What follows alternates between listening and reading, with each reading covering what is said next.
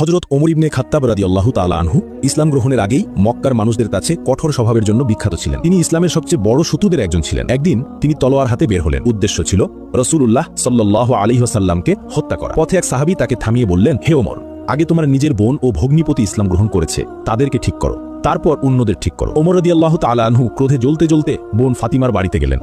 সেখানে পৌঁছে তিনি কোরআনের তিলাওয়াতের শব্দ শুনলেন। দরজা ভেঙে ঢুকে ভগ্নিপতিকে আঘাত করলেন, এমনকি বোন ফাতিমাকেও আঘাত করেন। কিন্তু রক্তাক্ত অবস্থায় ফাতিমা দৃঢ় কণ্ঠে বললেন, হে ওমর, আমরা সত্য গ্রহণ করেছি, তুমি চাইলে মেরে ফেলো, তবু আমরা ইসলাম ছাড়ব না। বোনের এই দৃঢ়তা ওমরের হৃদয়ে গভীর প্রভাব ফেলল। তিনি কোরআনের পৃষ্ঠা চাইলেন।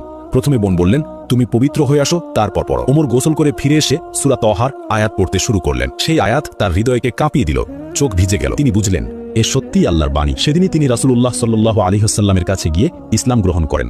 আর তার ইসলাম গ্রহণের মাধ্যমে মুসলিম সমাজে শক্তি ও সাহসের নতুন দিগন্ত উন্মোচিত হয়।